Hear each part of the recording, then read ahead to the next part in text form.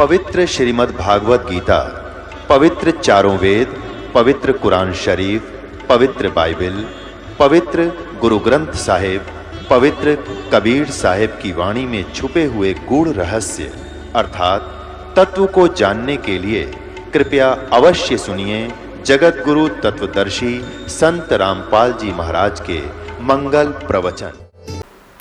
नहीं तो इन काल के भेजे हुए दूतों के ये मंत्र और ये नाम ज्ञान सब हाथ लग गया तो वो भी यही प्रचार करते पाओ। जैसे राधा स्वामी पंथ है, डेरा सच्चा सौदा सिरसार, ये जगमालवाड़ी, ये कृपाल सिंह ठाकुर सिंह, और ये ब्यास वाला डेरा जय गुरुदेव, और ये भिवानी वाला दनौद वाला जो ताराचंद वाला, ये सारे श्रद्धालु बेचारे चले तो थे भगवान पाने के लिए, लेकिन ये शिवजाल का फंस गए। उसने कख पता नहीं था, पांचों नाम काल के जाप करे और करवाए और भूत बन गया। और काल प्रेरणा से भोली भाली श्रद्धालु सारे ब्लाइंड फेथ करके, क्योंकि श्रद्धालु का स्वाभाविक गुण होता है वो अपने गुरुदेव पर ब्लाइंड फेथ करता है, और इसी से सफलता मिलनी थी, लेकिन उसका दुरुपयोग हो गया। बबूल के पौधे को, किक्कर के पौधे को आम का पौधा जान कर बो लिया और उसकी सिंचाई कर रहे हैं आम प्राप्ति का उद्देश्य रखकर। ये इनकी महाभूल है। पांचों नाम काल के मोक्ष की प्रतीक्षा, देख कैसी भूल लगी है इनके। तो पुण्यात्माओं, दास का प्रयत्न ये ना समझना कि मैंने आपसे कुछ धन संग्रहित करना है ना। दास दो रोटी खा रहा था, नौकरी थी सरकारी, जेई की पोस्ट पर विराजमान था, दो रोटी का गुजारा बहुत ठीक चल रहा था। लेकिन जब से दास को ये पता चला, जब तक नाम देने का आदेश नहीं था तब भी दास घर घर जा जाकर समझाया करता था, गुरुजी से ला करके नाम दिलाया करता था। और फिर उन्होंने दास पर यह भार सौंप दिया, आशीर्वाद दे दिया कि बेटा तुम नाम दिया कर। तो उस दिन के बाद फिर और ज़्यादा जिम्मेवारी बढ़ गई, इस तत्व ज्ञान को फैलाऊं। विरोध का भी रिकॉर्ड तोड़ दिया, काल ने क्रोथा कांड करवा दिया, इसी कारण से अत्याचार करवा दिया हमारे ऊपर, लेकिन समर्थ साथ था, कुछ बिगाड़ नहीं पाए। पिछला इतिहास देख लो संतों भक्तों के साथ जिन्होंने जुल्म गुजारे, लेकिन वह सफल नहीं हो पाए, अंत में मुंह की खानी पड़ी।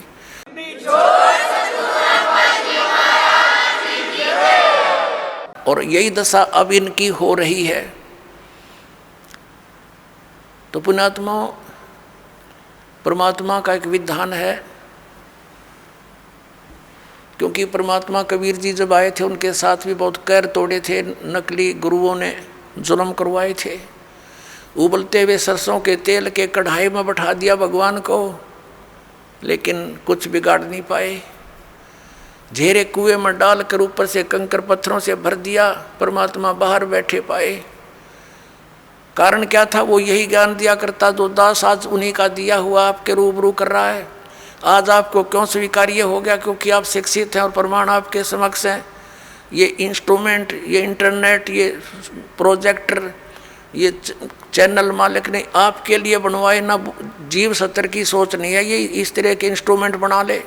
ये पहले ना बनाए, आज तो 100 साल पहले कहाँ थे ये हैं? वही मनुष्य थे। अरिन तो अच्छे बुद्धिमान और बहुत अच्छे नेक आत्मा थी। अब परमात्मा ने ये बुद्धि दी है ताकि मेरे बच्चे घर बैठे देख सके प्रमाणों को, और पहले शिक्षित किया आपको कि इन भ्रमित करने वाले काल के दूतों से तुम स्वयं सतर्क होकर के देखो इन सदग्रंथों को, ये क्या बता रहे हैं। इन्हीं की साक्षी लेकर के ये आपको इसके विपरीत ज्ञान दे रहे हैं। तो आज इसलिए हम सफल हुए कि आप शिक्षित हैं और साथ में भगवान का पंजा दास के साथ है। तो और उसके बिना ये कदम भी नहीं चल सकते हम इसे घोर कलयुग में। और आज हम कितने सफल हो रहे हैं? क्योंकि हमारा ज्ञान सच्चा है, हमारा भगवान सच्चा है, और हम सत्य के ऊपर संघर्ष कर रहे हैं।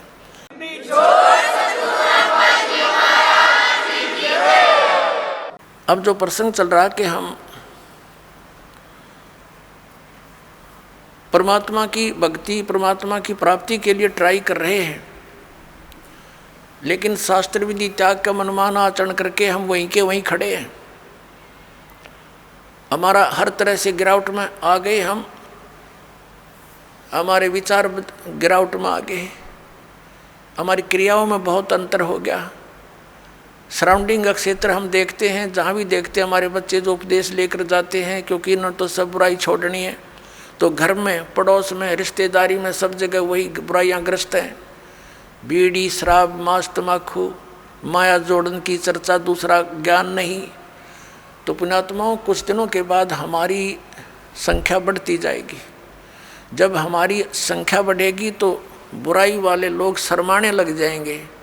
उनको अब तो कोई शर्म नहीं रही, बाप बेटा इकट्ठे बैठ कर दारू पीवें, बता शर्म रही?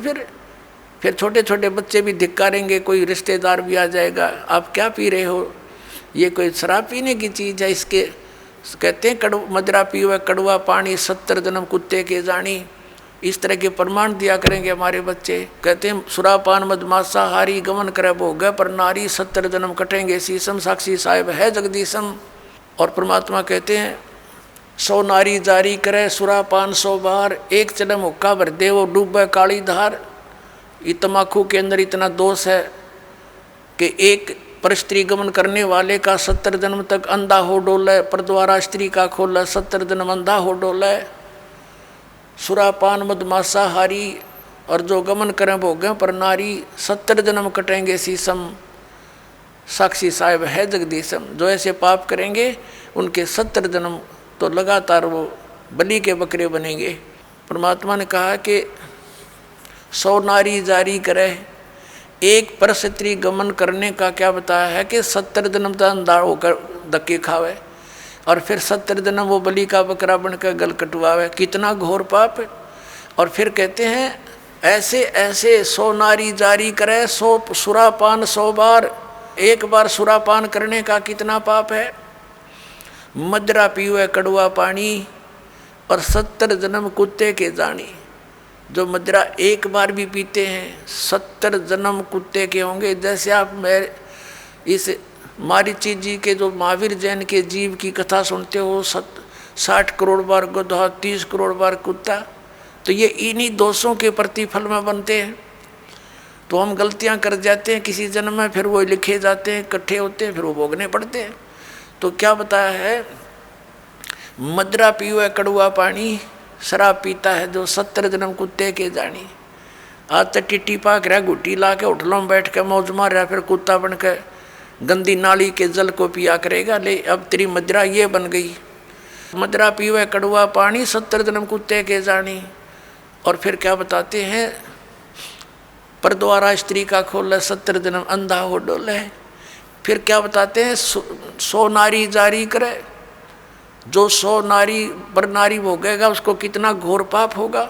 और सुरापान 100 बार, एक बार सुरापान यानी शराब पीने का कितना दोष है, अभी आपको बता दिया। ऐसा 100 बार कर ले और एक जन्म हुक्का भर दे, पीने वाले का तो गर्क बेड़ा है ही, एक हुक्का भर के देने वाले को इतना पाप लगेगा।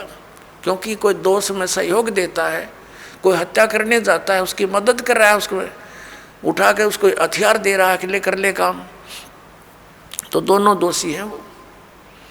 तो यहाँ क्या बताया कि 100 नारी जारी करे सुरापान 100 बार, एक चलम हुक्का भर दे और डूबे काली धार। जैसे आपने गीता जी अध्याय नंबर 7 के श्लोक नंबर 29 में सुना है कि जो व्यक्ति सभी कर्मों से परिचित हैं, पूरे अध्यात्म ज्ञान से परिचित है और तत्परम से परिचित है, तत्परम यानी परम अक्षर ब्रह्म से, तो वह केवल जरा और मरण से छूटने का ही प्रयत्न करते हैं। वो यहाँ की बकवादों में आश्रित नहीं रहते, यहाँ की किसी वस्तु की डिमांड नहीं करते, दोष भक्ति के अनुकूल साधना वही करते हैं, उसमें बाधक वस्तु को ग्रहण नहीं करते। तो ये हमारे बच्चे इन पूरे अध्यात्म ज्ञान से और इस सभी पूरे कर्मों से परिचित हो जाएंगे, तो फिर वो आम व्यक्ति को जो भी उनके संपर्क में आवेगा उनके गुणों से परिचित कराएंगे कि ये मत करो आप, ये पाप लगता है। अब छोटे छोटे बच्चे भी, कोई रिश्तेदार आता है, वो बीड़ी माचिस के लिए बीड़ी वगैरह मंगवाता है, वो मना कर देते हैं, आपकी और सब सेवा कर देंगे पर ये नहीं करेंगे क्योंकि इसमें हमें दोष लगेगा, और आप हमारे घर पर भी इसको पीने की कृपा ना करना, हमारी हानि हो जाएगी। तो वो अपने आप शर्मिंदे होंगे।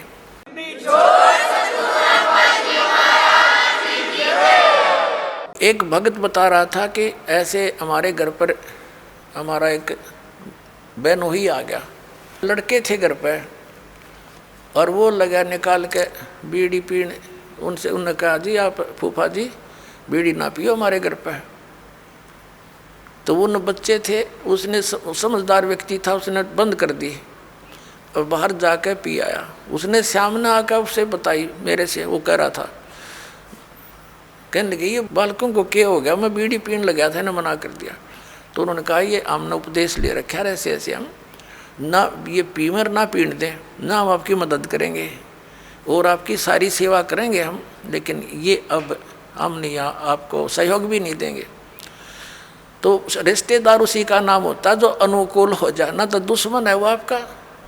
तो उन्होंने बोला जी कोई बात ना, अगर आपकी ये बात है तो मैं आप आज के बाद आपके घर में बीड़ी ना लाऊं और ना पीऊँ।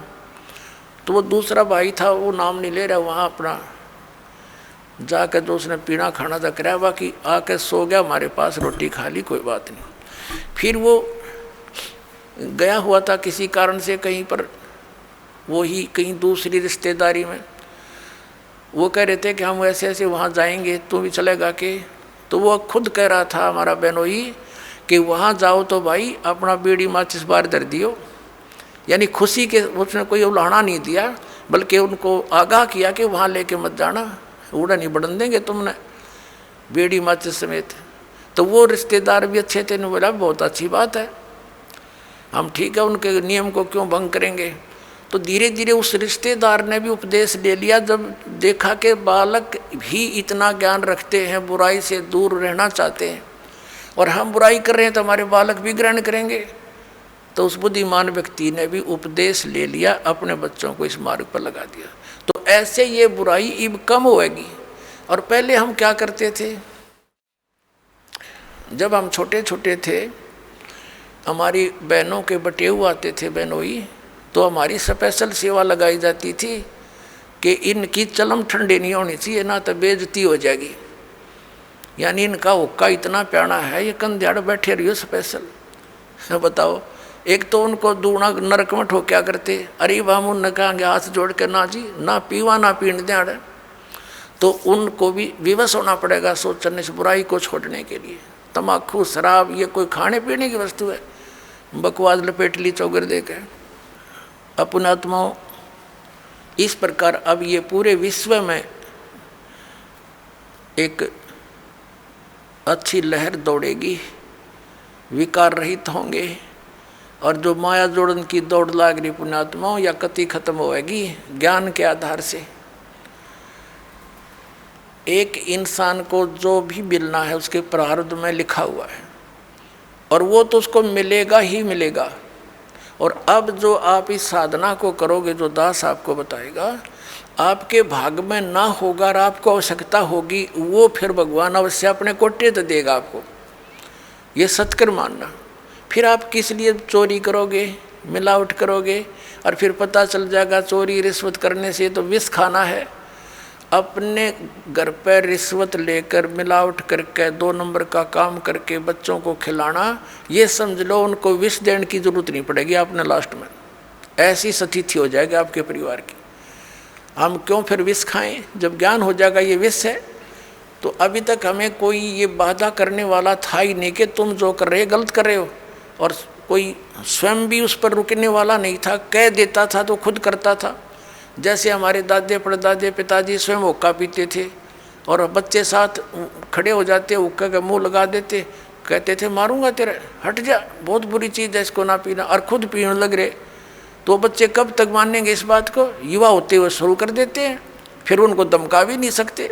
तो ऐसे ही अभी तक जितने भी ये पंथ संत थे, ये बुराइयां नहीं छुटवा सके, क्योंकि इनके पास वो वचन शक्ति नहीं थी, और ना उनकी उनसे उपदेशी को कोई आध्यात्मिक या कोई भौतिक लाभ हुआ। तो अब आपको सारे काम होंगे जो भगवान किया करता है। आपको परमात्मा मिल गया, परमात्मा के गुणों में लिखे हैं, वो रोगी को सुखी करे, निसंतान को संतान दे, भाई और भी हमारे ऊपर आने वाले प्रारब्ध के दुखों को भगवान दूर करता है, इसलिए भक्ति करते थे, इसलिए परमात्मा की खोज करते थे। ये गुण है मालिक के, जैसे बिजली के गुण हैं। बिजली के गुणों में लिखा है कि बल्ब भी जलेगा, ट्यूब भी जलेगी, पंखा भी चलेगा, कूलर भी चलेंगे और पशुओं का चारा काटने की मशीन भी चलेगी, आटा पीसने की चक्की भी घुमाती है वो। तो ये गुण है, लेकिन वो गुण कब होंगे? जब उसका कनेक्शन मिल जाएगा, तब वो फल देगी। तो पुण्यात्माओं, जैसे ये पहले जितने भी संत पंथ हैं, ये शास्त्र विधि त्याग का मनमाना आचरण हमें दे रहे थे। ये हमें कनेक्ट नहीं कर सके उस पावर से जो लाभ दिया करती है। अब जैसे किसी ने एक कीकर का लठ गाड़ के उसका तार बांध के पावर हाउस बना रखा हो और आगे उसे सब कनेक्शन लिए बैठे हैं, तो उनके कनेक्शन भी लिए हुए हैं, लेकिन वो गुण नहीं हो रहे जो इलेक्ट्रिसिटी करा करती है, क्योंकि इलेक्ट्रिसिटी का कनेक्शन है नहीं, वो तो कनेक्शन उसकी करके लटका बांध रखा है। तो इसी प्रकार ये शास्त्र विदिता का मनमाना आचरण करने वाले, जिनका आप कोई गुरु नहीं, जैसे श्री शिवदयाल जी राधा स्वामी पंथ के प्रवर्तक, उनका कोई गुरु नहीं, यानी आगे कनेक्शन नहीं जहाँ से पावर आनी थी, वो तो कीकर का लठ था एक, समझ लो, और उससे फिर ये इतने तार जोड़ दिए सब ने, और किसी को खक नहीं हो रहा, सारे लुट पेट कर बैठे हैं घर पे, क्योंकि इनको पता नहीं था कि ये कनेक्शन जोड़ कहाँ रखा है इन्होंने। अब दास ने बताया इनको कि वो खुद भूत बना बैठा है, शिवदयाल जी राधा स्वामी पंथ का प्रवर्तक, तुम्हारी क्या यही दशा आपकी होगी जो उससे संबंधित रहेंगे? तो आपने त्यागना पड़ेगा उसको।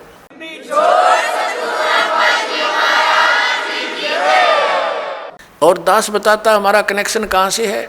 परमेश्वर कबीर देव जी जो जुल्हा धारण कहलाते थे, ये पावर हाउस हैं, ये अनंत कोट ब्रह्मांड के स्वामी हैं, और वहीं से हमारा पावर जुड़ा हुआ है। आदरणीय गरीबदास साहिब जी सीधे कबीर साहिब से जुड़े हुए थे, उनके शिष्य हुए सीधे, परमात्मा ने आकर उनको सतलोक दिखाया और वापस छोड़ा।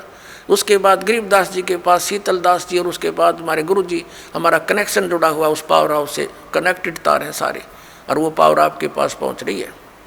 आप सबको लाभ होगा ना, कैसे हो, पावर का तो गुण है, वो लाभ देगी ही देगी आपको। तो इस प्रकार पुण्यात्माओं, आप जी अब सुखी भी होगे, बुराइयों से भी बचोगे, क्योंकि आपको ज्ञान हो जाएगा।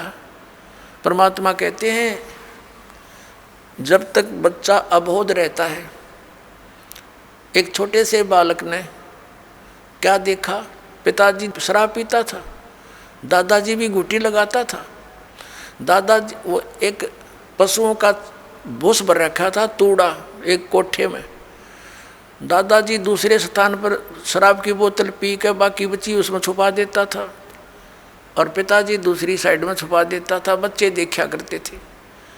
एक दिन उस बच्चे ने सोचा कि पिताजी पीवे, दादा पीवे तो बढ़िया चीज़ होगी, तू भी पी ले। उसमें कीड़े मारने की दवाई थी, कोई विष था, वो बोतल भी उस तूड़े में दाबे रखी थी। उस बच्चे ने हाथ उठ मारा कि छी कोई पावे वो मैं भी पीऊँ। वह कीड़े के जो तेल था, मारने के जो विष था, वो हाथ लग गया, गाल का कप में पी गया। 5-10 मिनट बाद छौड़े पड़ मरा पाया। सुना देखा वह बोतल धरी, कप रखा। तो पुण्यात्माओं, और जब उस बच्चे को ये पता हो जाएगा कि ये तो विष है, हाथ भी ना लावर, दूसरा ने भी नौका दूर रहियो भाई, ये तो मर जाएगा इससे। तो पुण्यात्माओं, परमात्मा हमें ये आगाह कराते हैं कि कौन सा विष है, कौन सा अमृत है। और जब आपको ये ज्ञान हो जाएगा, फिर बताते हैं जैसे किर का जहर का रंग होरी हो, कहो कौन तिस खावे राम रंग होरी हो। होरी माने खुशी। जैसे कहीं पर विष का कण भी गिरा हो और आपको पता चल जाए ये विष का कण है, कहते उस कण को भी कौन खाओगा, किरके को उठा के दूर गिर का होगा, मिट्टी में दाब देगा और हाथ धोएगा, कहीं हमें प्रभाव ना कर जाए। तो परमात्मा कहते हैं जैसे किरकार जहर का रंग होरी हो, कहो कौन तिस खावे राम रंग होरी हो। यानी भगवान के रंग में हम इसे रंग जाएंगे, और फिर होरी होरी माने खुशी खुशी होगी हमारे घर में। इस प्रकार हम इन बुराइयों से बचेंगे, और फिर सपने में भी नहीं कर सकते। सत्कर मान लियो पुण्यात्मा, आपके आसपास भी कोई किसी का धन पड़ा होगा, विष दिखाई देगा, और कोशिश करोगे उसको उठा करके भाई किसका है, कहाँ पर है, आप या उठाओगे ही नहीं।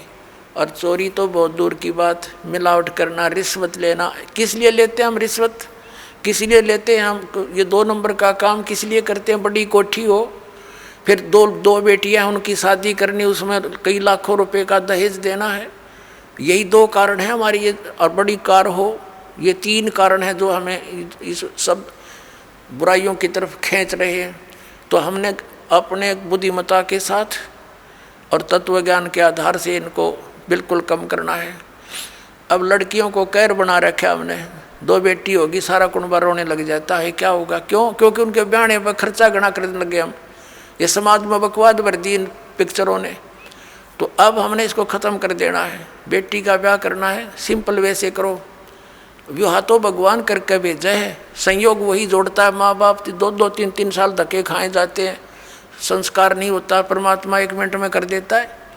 तो वो मालिक का किया हुआ होता, उसको हमने सिर्फ उनको मिलन करना बच्चों का, परमात्मा की वाणी बोल दे और सिंपल साधारण तरीके से उनका विवाह करो, जाओ, कभी कुछ नहीं दे। और बच्चों को भी ये ज्ञान हो जाएगा कुछ दिनों में कि परमात्मा देगा, उससे पूरा, उससे हमारा सफलता होगी। माँ बाप के दिए हुए से कभी सफलता नहीं होगी। अब हम कितना दे सकते हैं अपने बच्चे को? ये क्या माँ बाप आजीवन उसको दे सकता है सारे इतना दहेज में? नहीं दे सकता। बच्चा अपना करे और खाओ, भगवान पर आश्रित रहे, फिर भगवान देगा, तब सफलता होगी। तो ये बकवाद हमने घर करी देखम देखा, अब इसको त्यागेंगे कति? सिंपल मकान बनावाएंगे। आज कोठी गार्डन पे 5-10 लाख रुपये की इधर उधर से कर लिए, कोठी बना दी हैं, और फिर मृत्यु होगी, वह कोठी नौकी न रहेगी। आप कुत्ता बन के उसकी गली में बैठा छाया में, और वहाँ भी ना बैठने देखो, आते मारेगा लठ। तो हमने इतना ही काम करना है जो हमारा भक्ति में बाधक ना हो। हम सारा जीवन किले बनाने में, कोठी खरीदने के चक्कर में 100 पाप कर बैठते हैं। वो पाप हमारे साथ चले जाते हैं, वह कोठी और कार यहीं रह जाती हैं। तो इस ज्ञान के आधार से आप जी ने सबसे पहले तो हमने इस विवाह की क्रियाओं को बदलना पड़ेगा। उसके बाद फिर हमने इन कोठियों की जरूरत क्या है? एक सिंपल मकान बनाओ जो भगवान ने आपको दे रखा है, अवश्य बनाओ, ठीक, गर्मी सर्दी से बचने के लिए। और समय की, वर्तमान की जो आवश्यकताएं हैं, आपको कार भी चाहिए, मान ले स्पीड अच्छी होगी ज़माने की, मोटरसाइकिल चाहिए। आप विश्वास करना, परमात्मा आपको वो भी देगा, लेकिन सदुपयोग के लिए उसमें परमात्मा की कैसेट ला के चले, उसके अंदर भगवान की टेप चलावे, मालिक की चर्चा करता जावे और आवे, तो वो आपको सबको दे सकता है। मालिक के घर में किसी चीज़ की कमी नहीं, लेकिन दुरुपयोग ना हो।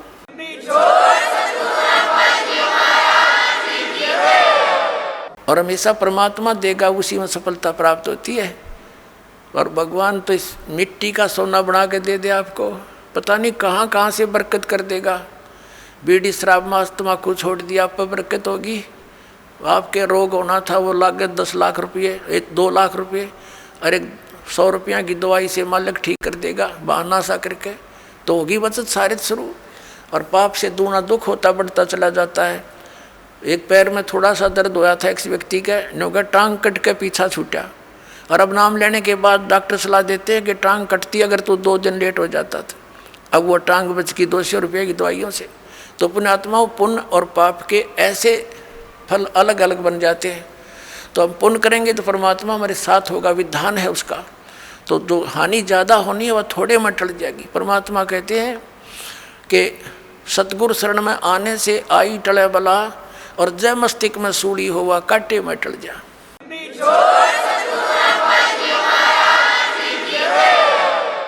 यदि हमारे प्रारब्ध के अंदर मृत्यु होनी हो तो परमात्मा कहते हैं कांटा लग जाने से उसको इतने में ही आपके उस पाप को वो परमात्मा कैंसिल करवा देगा।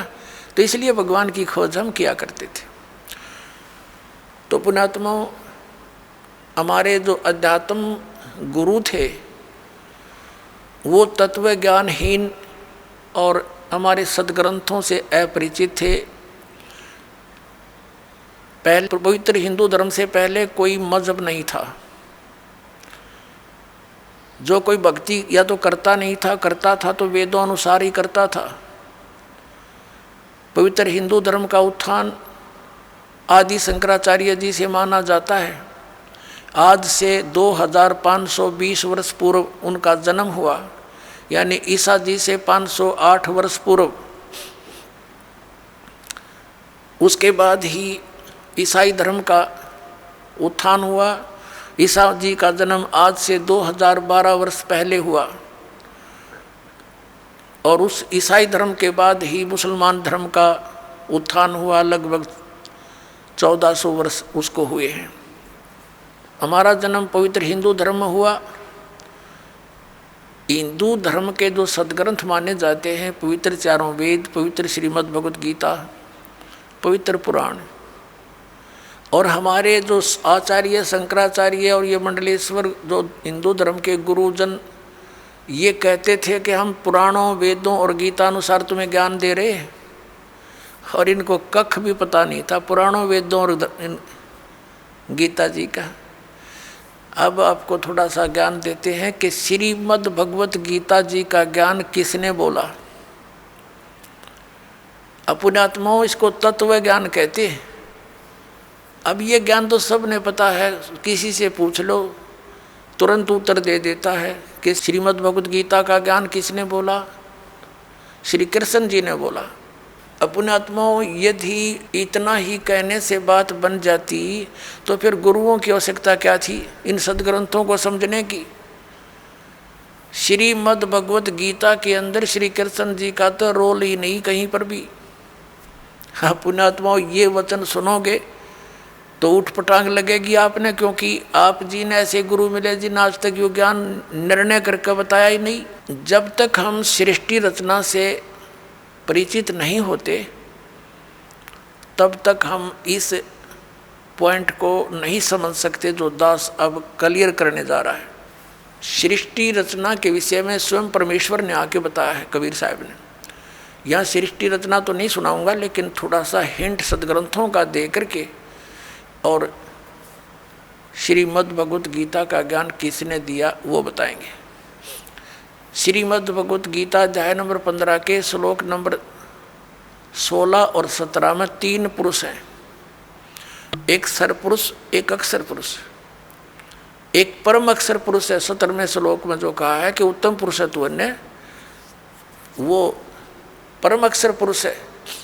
उसके विषय में गीता जी अध्याय नंबर 8 के श्लोक नंबर 1 में अर्जुन ने पूछा कि आपने जो 7वें अध्याय के 29वें श्लोक में जिस तत्ब्रह्म के विषय में जानकारी दी है कि उसको जानकर फिर प्राणी केवल जरा और मरण से ही छूटने का प्रयत्न करता है, तो किम तत्ब्रह्म 8वें अध्याय के गीता जी के प्रथम श्लोक में प्रश्न किया अर्जुन ने।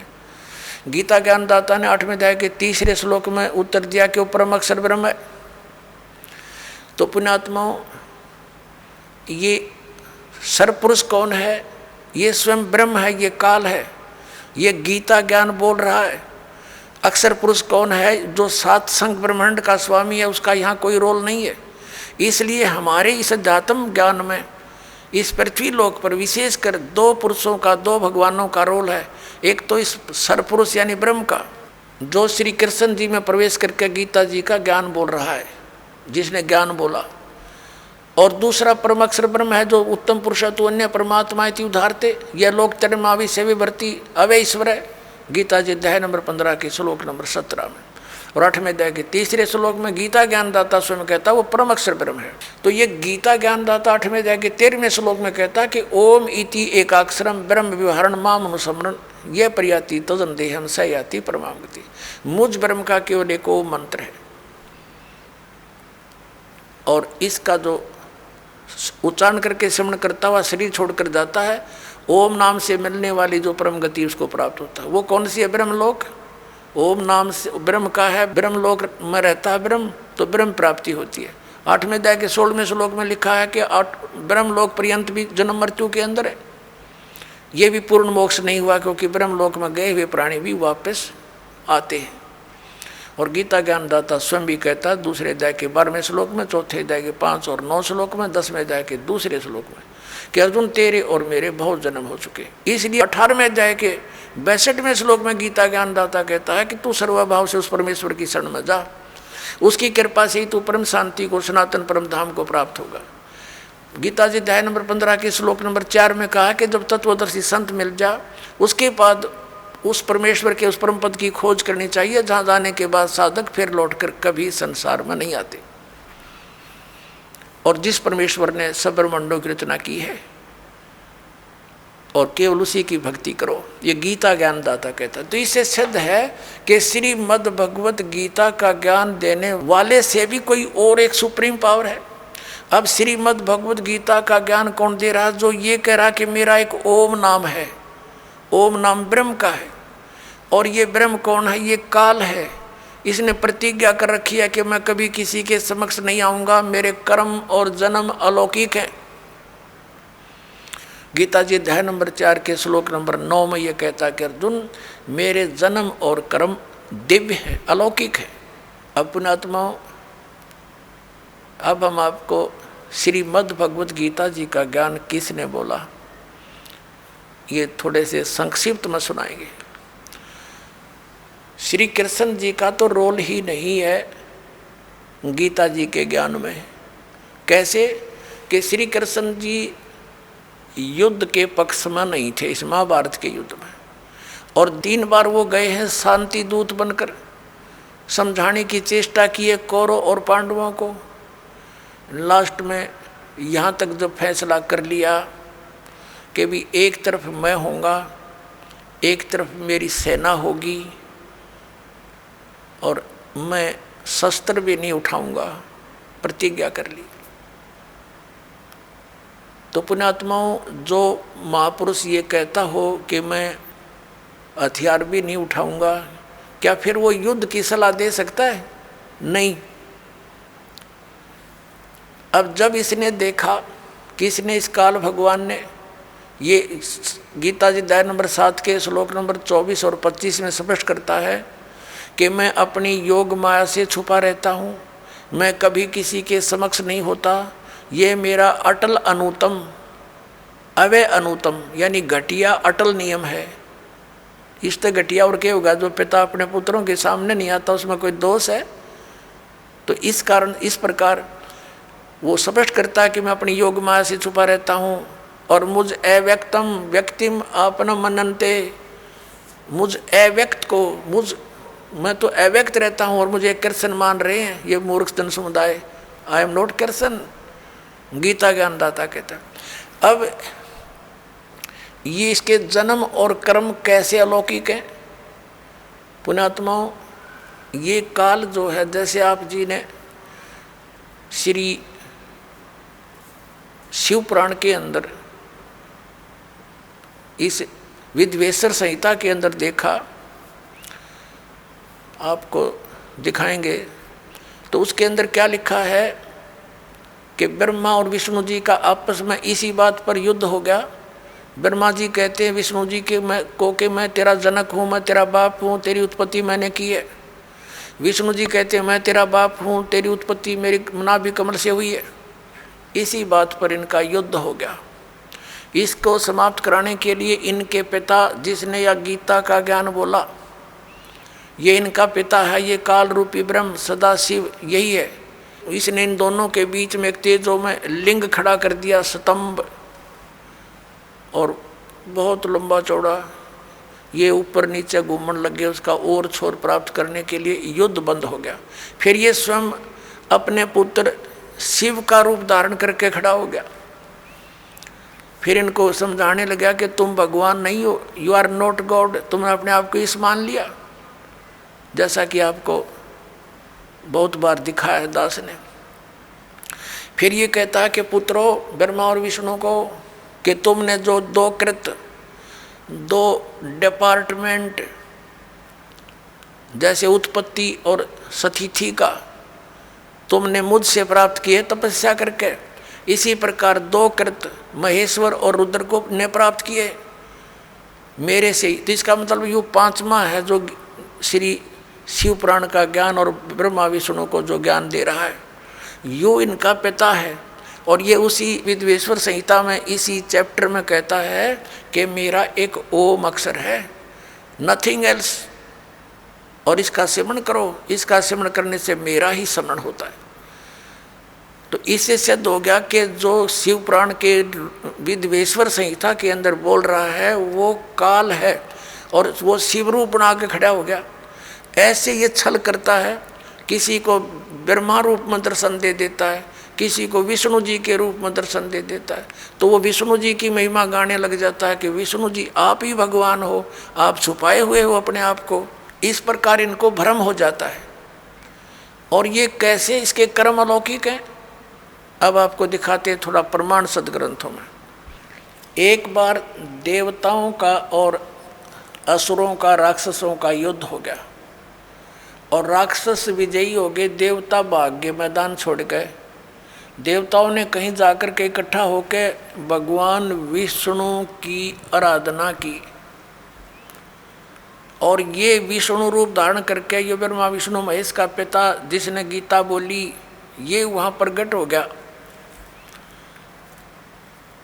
और इसने पूछा कि तुमने जो तुम्हारे मन की बात मैंने जान ली है और आप जाओ, जो ससाद का पुरंजय नामक पुत्र है उसको युद्ध के लिए खड़ा कर लो, राक्षसों के आमने सामने खड़े हो जाओ और उसको तैयार कर लो। मैं उसके शरीर में प्रवेश करूंगा और राक्षसों को मार दूंगा। अब दिखाता हूँ आपको, ये देखिएगा श्री विष्णु पुराण, गीता प्रेस गोरखपुर से प्रकाशित है।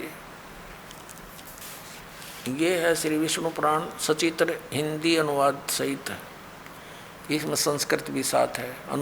अनुवादक हैं मुनीलाल गुप्त और गीता प्रेस गोरखपुर से प्रकाशित है। प्रकाशक एवं मुद्रक हैं गीता प्रेस गोरखपुर, गोविंद भवन कार्यालय कोलकाता का संस्थान।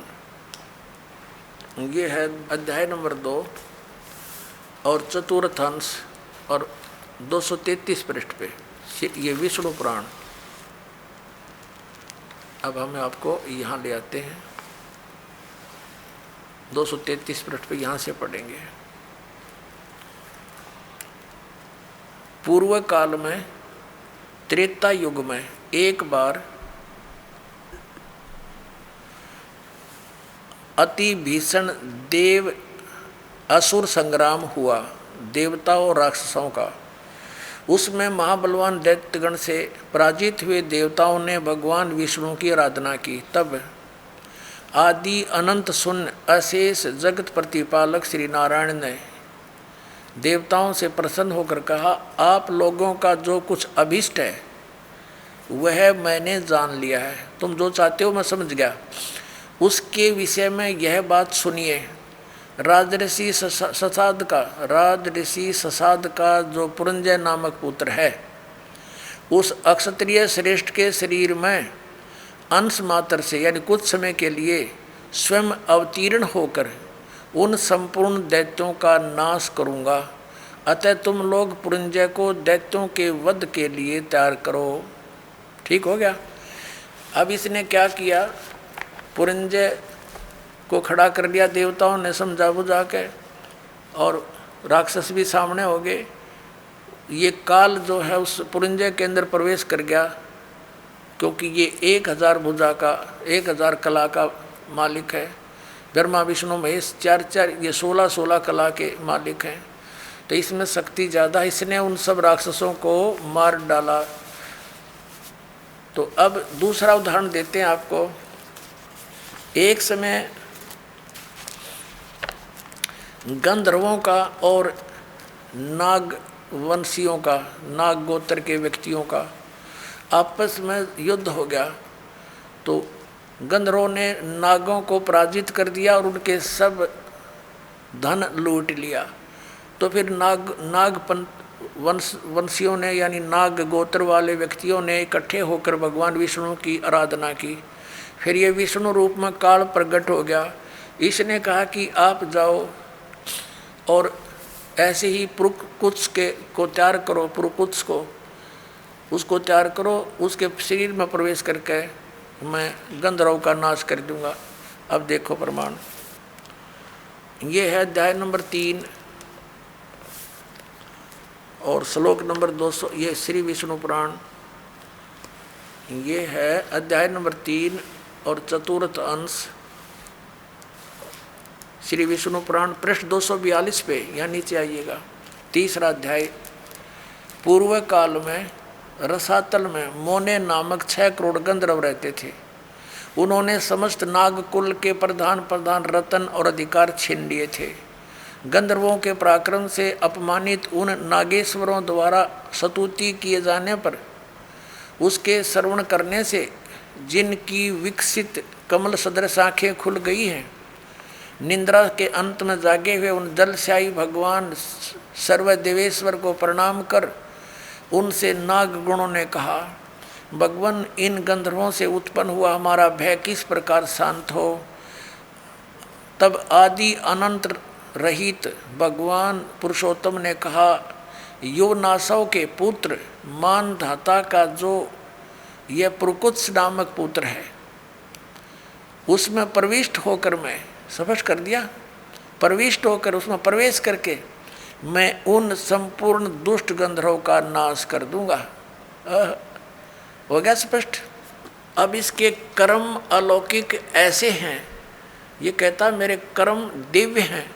इसी प्रकार इसने श्री कृष्ण जी में प्रवेश करके गीता का ज्ञान, वेदों वाला, प्लस में अपने युद्ध कराने की जो अटकलबाजी, ये श्रीमद् भगवद गीता नाम से 18 अध्याय इसने बोले, और आखिर में डरा धमका के विराट रूप दिखा के भयंकर रूप जिसको देख कर के अर्जुन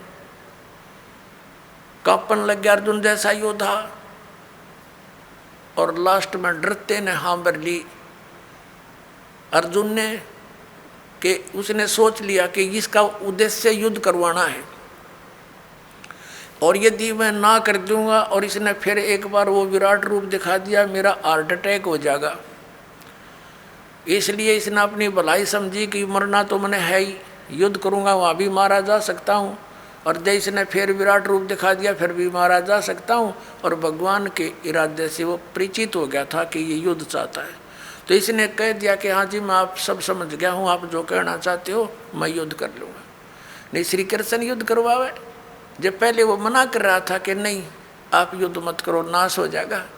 और फिर ये क्या कहते हैं हमारे धर्मगुरु कि अर्जुन अक्षत्रिय धर्म का पालन नहीं कर रहा था, इसलिए भगवान ने उसको प्रेरित किया। अरे श्री कृष्ण स्वयं अक्षत्रिय था, और जब काल्यावन ने चढ़ाई करी मथुरा के ऊपर, स्वयं भगवान युद्ध मैदान छोड़कर भाग गए थे, जिस कारण से उनको रण छोड़ भगवान कहा जाता है। तो उन्होंने उस समय भी अपने क्षत्रिय धर्म का पालन त्याग दिया, इसलिए कि जिस कारण से अनर्थ टल जावे, नाश ना होए। तो क्या वो व्यक्ति फिर अक्षत्रिय धर्म के पालन करने के लिए इसे नाश करने की सलाह दे सकता है?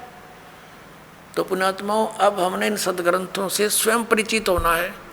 ठीक है, इन्होंने जितना ज्ञान दिया वो इनके सत्र का इनके पास रहे। अब हम सदग्रंथों के अनुसार साधना करेंगे और ज्ञान ग्रहण करेंगे।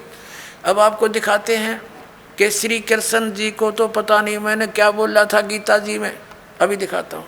अपनात्माओं, महाभारत का युद्ध हो लिया, कौरवों का नाश हो गया, पांडव राजगद्दी पर विराजमान हो गए। उसमें श्री कृष्ण के अंदर से काल निकल गया, ओनली श्री कृष्ण विद्यमान था, प्रेजेंट था। एक दिन श्री कृष्ण जी ने कहा कि अब मैं वापस जाता हूँ द्वारका को और तुम अपना राज करो। अर्जुन ने कहा कि भगवान आप हमें कुछ सत्संग अध्यात्म ज्ञान सुना कर जाओ, क्योंकि आप हमारे गुरु हो, एक सत्संग करके जाइयो। जब श्रोतागण सामने बैठे थे, अर्जुन और कृष्ण वहाँ पर टहल रहे थे, सत्संग का समय के इंतजार कर रहे थे, श्रद्धालु आ रहे थे।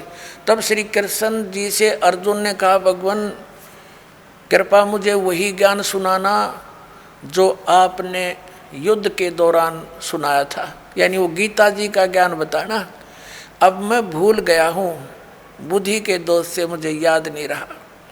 श्री कृष्ण जी कहते हैं कि तू बड़ा श्रद्धाहीन है अर्जुन, तू बड़ा बुद्धिहीन है, तूने उस ज्ञान को याद क्यों नहीं रखा।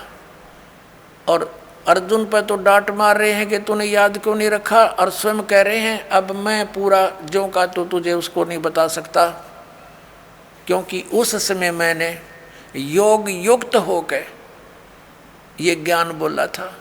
भले आदमियों, जब युद्ध के इसे खतरनाक भयंकर समय में योग युक्त हुआ जा सकता है तो इस पीस में क्या दिक्कत आ गई योग युक्त होने में?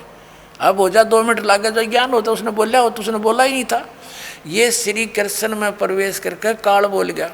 जैसे आप देखते हो एक प्रेत आत्मा दूसरे के शरीर में प्रवेश कर जाती है और वो प्रेत बोलता रहता है, बहुत कुछ बोल जाता है। उसके जाने के बाद जिस शरीर की वो आत्मा अपने सचेत होती है, फिर उसको कोई अन्य ही बताते हैं, ऐसे बोल रहा था तू, ऐसे बोला, ऐसे बोला। उसको कुछ नहीं पता होता मैंने क्या बोला, और ही बताते हैं। फिर वो कहने लग जाता मैंने एक दिन ऐसे बोला। तो ऐसे श्री कृष्ण जी में प्रवेश करके उसकी आत्मा को दबा कर ये काल बोल गया सारे काम ने। और उसके निकलने के बाद फिर ओरिजिनल कृष्ण था वो क्या बोलता है दिखाता हूँ आपको। देखिए ये संक्षिप्त महाभारत द्वितीय खंड, ये द्वितीय खंड गीता प्रेस गोरखपुर से प्रकाशित है। संपादक तथा संशोधक हैं जयदयाल गोविंद का, जिसने श्री मद्भुत गीता का भी अनुवाद किया है। गीता प्रेस गोरखपुर से प्रकाशित है, गीता प्रेस गोरखपुर से। इसके 667 पृष्ठ पर आप जी को ले चलते हैं। ये देखिएगा पृष्ठ नंबर 667, 667, और ये है संक्षिप्त महाभारत। संक्षिप्त महाभारत। अब यहाँ आगे हम जन्मेजय ने पूछा, ब्रह्मन, शत्रुओं का नाश हो जाने के बाद जब महात्मा श्री कृष्ण और अर्जुन सभा में बैठकर वार्तालाप कर रहे थे उस समय उनमें क्या बातचीत हुई? तो वैशंपायन जी कहते हैं, कहा राजन, श्री कृष्ण के सहित अर्जुन ने जब अपने राज्य पर पूरा अधिकार प्राप्त कर लिया तो वे दिव्य सभा भवन में आनंद से रहने लगे। एक दिन सज्जनों से घिरे हुए वे दोनों मित्र स्वेच्छा से घूमते घूमते सभा मंडप के ऐसे भाग में पहुंचे जो स्वर्ग के समान सुंदर था।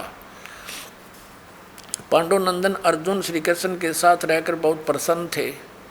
एक बार उन्होंने उस रमणीक सभा की ओर दृष्टि डालकर भगवान से ये वचन कहे, देवकी नंदन, जब युद्ध का अवसर उपस्थित था उस समय मुझे आपके महात्म का, अब यहाँ चर्चा हो रही है इनकी, और ज्ञान और महात्म का ज्ञान और ईश्वरीय स्वरूप का दर्शन हुआ था। किंतु केशव, अब आपने सनेवश पहले मुझे जो ज्ञान का उपदेश किया था वह सब इस समय बुद्धि के दोष से भूल गया है।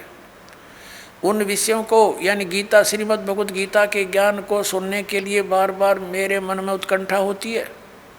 इधर आप जल्दी ही द्वारका जाने वाले हैं, अतः पुनः उस सब विषय को, वह विषय मुझे सुना दीजिए। वैशंपायन जी कहते हैं, अर्जुन के ऐसा कहने पर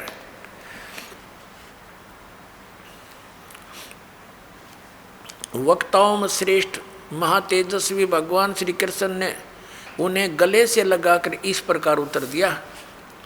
श्री कृष्ण बोले, अर्जुन, उस समय मैंने तुम्हें अत्यंत गोपनीय विषय का श्रवण कराया था।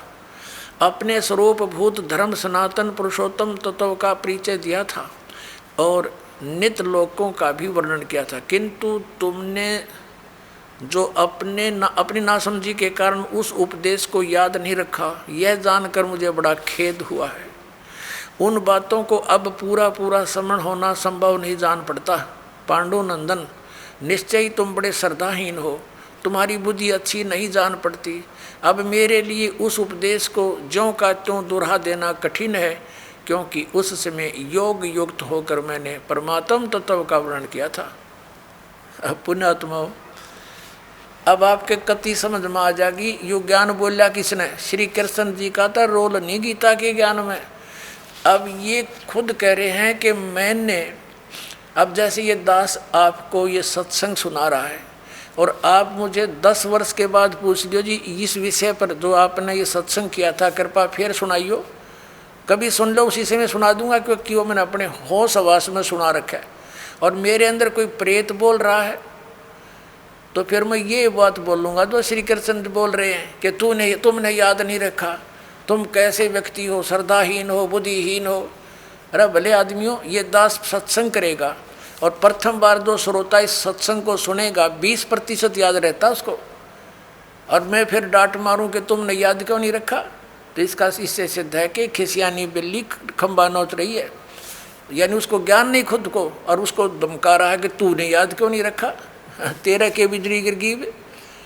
अब तो आपको क्या हो गया, जब ऐसे भयंकर युद्ध के समय में आदमी योग युक्त हो सकता है, तो शांत है, सब तरह से बिल्कुल पीस ऑफ माइंड है, आराम से योग युक्त हो सकते हैं। भाव कहने का ये पुणात्माओं, श्री कृष्ण जी का तो रोल ही नहीं था गीता के ज्ञान देने में। अब श्रीमद् भगवत गीता का ज्ञान दिया किसने है, ये काल ने दिया। गीता जी अध्याय नंबर 11 के श्लोक नंबर 32 में स्वयं कहता है कि अर्जुन मैं काल हूँ, और देख तेरे सामने ये मेरा वास्तविक रूप है, और इस रूप का यानी जो मैंने अब तुझे ये रूप दिखा है, इस रूप का पहले ना तो किसी ने पहले दर्शन हुआ, ना आगे कोई कर सकता। ये तेरे ऊपर रहम करके मैंने ये अपना विराट रूप दिखा है। पुणात्माओं, यदि श्री कृष्ण जी बोल रहे होते गीता, तो ये शब्द नहीं कहते कि ये मेरा विराट रूप पहले किसी ने नहीं देखा, क्योंकि श्री कृष्ण जी तो अपना विराट रूप कौरवों की सभा में दिखा चुके थे। उस विराट में दिन रात का अंतर है। अब पुणात्माओं, एक तो 60 वाट का बल्ब हो, ट्यूब हो, और एक हो 1000 वाट की, तो कितना अंतर है। ट्यूब दोनों हैं, लेकिन वो 1000 वाट वाली 60 वाट वाली से भिन्न होती है। तो इसी प्रकार इन दोनों ने ही विराट रूप दिखाया था, उसमें और उसमें भिन्नता थी। आइए अब हम उन श्रद्धालुओं के अनुभव जानते हैं जो जगत गुरु तत्वदर्शी संत रामपाल जी महाराज जी से दीक्षा प्राप्त कर चुके हैं तथा उनके द्वारा बताए गए भक्ति मार्ग पर चल रहे हैं। बहन जी नमस्कार।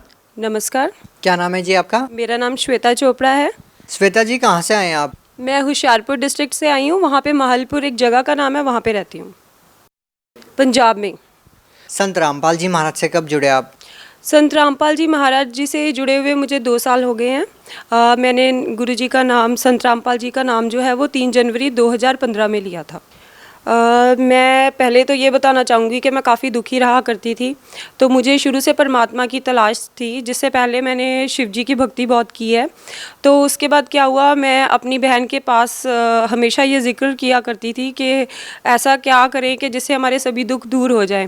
तो उसने मुझे बोला कि तू ज्ञान गंगा पुस्तक ले ले, उसको तू पढ़ेगी तो तेरे मतलब उसने नामदान ले लिया था, तो तू पढ़ेगी तो तेरे सब दुख दूर हो जाएंगे। वो बुक मेरे पास अप्रॉक्सीमेटली 1 साल तक पड़ी रही, पर मैंने उस बुक को नहीं पढ़ा। उसके बाद क्या हुआ, मेरे पे तकलीफ़ें बहुत ज़्यादा बढ़ चुकी थी। फिर मैंने जब उस बुक को पढ़ा तो बुक को पढ़ने से ही मेरे आधे प्रॉब्लम तो ख़त्म हो चुकी थी। फिर उसके बाद जब मैं अपनी बहन से पूछा कि ज्ञान क्या होता है, वो मुझे बोलती थी तो ज्ञान को समझ। मैं उसको यही बोलती थी कि ज्ञान होता क्या है, मुझे इसके बारे में बता। जब धीरे धीरे उसने मुझे ज्ञान समझाना शुरू किया तो मुझे पता लगा कि कुछ बात तो है। तो फिर मैंने गुरुजी के सत्संग भी देखे। तो संत रामपाल जी महाराज जी की एक एक बात जो है वेदों में जो लिखी हुई है, उसकी एक एक बात की सच्चाई को जान के मैं अंदर से मुझे इच्छा हुई कि मैं नामदान ले लूँ। तो मैं अपनी बहन को बोला कि मुझे नामदान लेना है, तो फिर उसके बाद मैंने नामदान ले लिया। सबसे पहले तो मैं ये बताना चाहूँगी, उसमें ज्ञान गंगा एक ऐसी बुक है जिसमें हर वेद और प्रमाण जो है जिनको खोल खोल के लिखा हुआ है गुरुजी ने। और मुझे तो वेद प्रमाण की बातों के बारे में बिल्कुल भी नॉलेज नहीं थी, ना ही हमारी फैमिली में से पीछे से कोई जुड़ा हुआ था। सबसे पहले मेरी मासी जी हैं जो यूएस में रहती है, उन्होंने नाम लिया था। फिर धीरे धीरे क्या हुआ, जो बुक्स थी, जब मैंने ज्ञान समझा कि एक एक बुक में एक एक चीज़ जो है जो गुरुजी ने लिखी हुई है, पर धीरे धीरे जब मैंने बाकियों के साथ कंपैरिजन करना शुरू किया तो मुझे ये लगा कि जो गुरुजी ने बातें कही हैं वो एक एक सच है और उसमें से 0.1% बात भी झूठ नहीं है। तो ये चीज़ जो थी वो मुझे गुरुजी की तरफ बहुत ज़्यादा अट्रैक्ट करती थी, जिसकी दया से मैंने आज गुरुजी का नाम ले लिया है। श्वेता जी क्या करते हैं आप? मैं नर्सिंग कॉलेज में पढ़ाती हूँ, मैंने BSc नर्सिंग की हुई है। श्वेता जी आप एक शिक्षित महिला हैं, क्या आप ये मानते हैं कि किसी संत से नाम दीक्षा लेने से या किसी संत के आशीर्वाद देने मात्र से किसी व्यक्ति की समस्याएं खत्म हो सकती है, किसी के दुख दूर हो सकते हैं?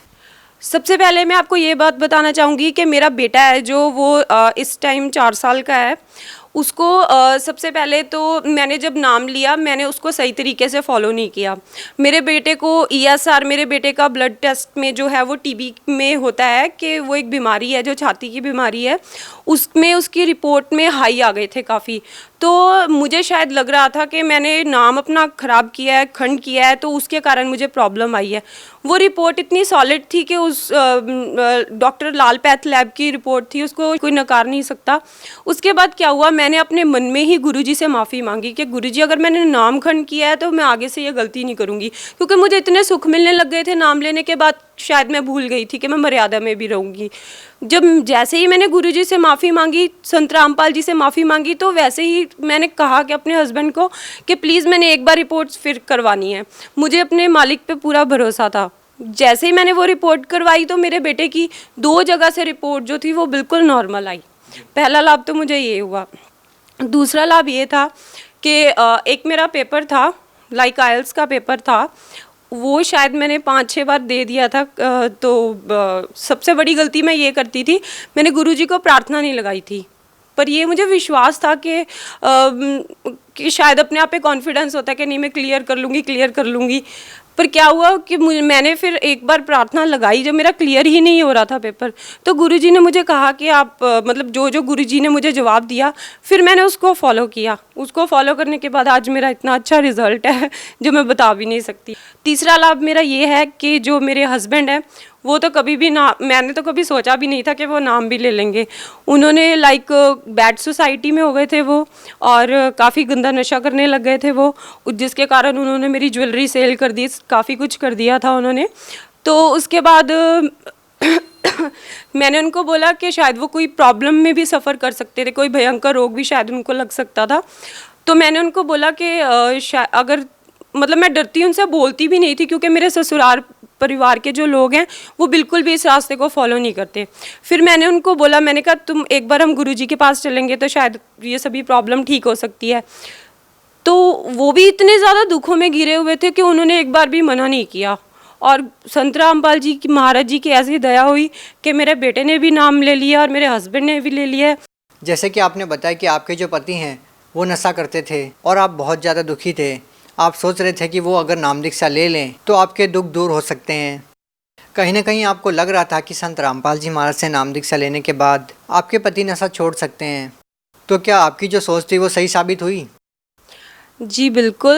मेरे हस्बैंड ने जैसे ही नाम लिया उन्होंने बिल्कुल नशा छोड़ दिया। वो बहुत गंदा नशा था। जब उन्होंने छोड़ दिया, और आज मेरे ख्याल से हमारी तो दूसरे तीसरे दिन ही लड़ाई हो जाती थी, और मैं तीसरे दिन ही अपने पेरेंट्स के घर चली जाती थी। अब शायद 1 साल हो चुका है, हमारी कोई लड़ाई नहीं हुई। पहली बात तो मेरे नाम लेने से हमारे घर की हालत सुधर गई, हमारी लड़ाई नहीं हुई। दूसरी बात ये हुई, अब उन्होंने सारा नशा छोड़ दिया। उस नाम में इतनी पावर है कि मतलब मैं कभी सोच नहीं सकती थी कि मेरे हस्बैंड इतने सुधर जाएंगे, जो कि हुआ है। आप भगत समाज को क्या संदेश देना चाहेंगे? भगत समाज को संदेश नहीं देना चाहूँगी, हाथ जोड़ के प्रार्थना करना चाहूँगी कि जो गुरुजी हैं, जो संत रामपाल जी महाराज हैं, उनका नाम जो है वो बिल्कुल सच्चा है, और उनकी एक एक बताई बात में सच्चाई है। उन बातों को आप वेदों में, प्रमाणों में देख सकते हो। जो सत्संग आता है चैनल पे 7:40 से 8:40 तक, उसमें वो एक एक बात का प्रमाण देते हैं। तो अगर हम उनको देखेंगे तो हमें सारा कुछ सही तरीके से पता लग जाएगा, और हमें सही भक्ति मार्ग मिलेगा, और हमारा मोक्ष होगा। जी धन्यवाद। सत साहिब।